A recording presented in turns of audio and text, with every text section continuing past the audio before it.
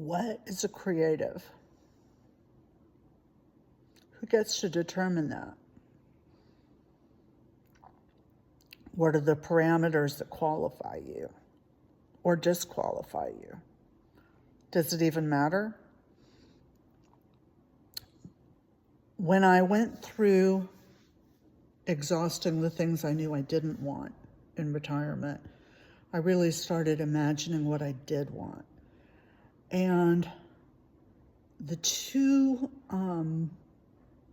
really three overwhelming ideas were I wanted, and this sounds like it's diametrically opposed, but it is what it is.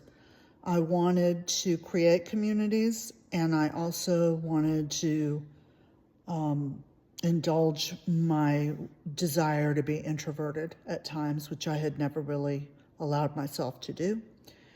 And then the third thing was that I just wanted to make stuff. Like, I seriously didn't care how good it was. It wasn't about what the product was. It was about the process. And I think I even declared just outright to my husband, I want to spend the rest of my life making stuff and being a creative. And I think that once I said those words and really validated that was what I was thinking about, I started allowing myself to play and explore and create more on my own. I went through a period of a few months where I did get pretty creative, and then we were hit with making a big house move, and that took up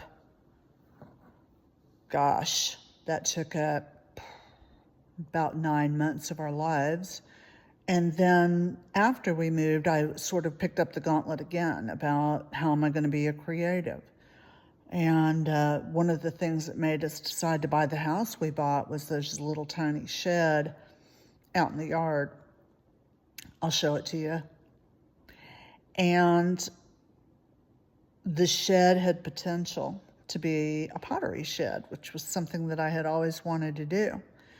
My first year of retirement, I actually signed up for a pottery course, which is basically like the equivalent of a community college or something along those lines, extracurricular kind of stuff.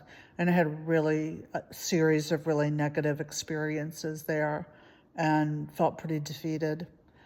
And in fact, I was told the best compliment I had on anything I ever made was, well, that's not horrible. That's what my teacher said. And I ended up with in a really cliquey group. And as an expat American, I was linguistically different, but culturally different. And I just felt, oh gosh, this isn't it. And I gave that up, but I didn't give up the dream. And I kept on looking, and I found someone really great.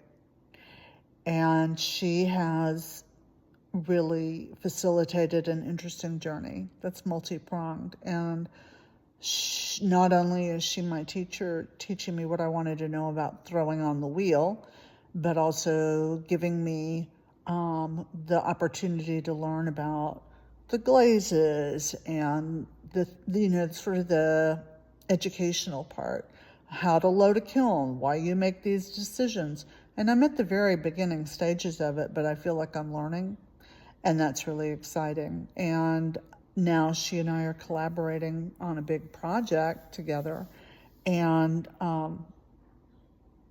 it's retreat. It's a women's retreat. And I'll tell you about that another time.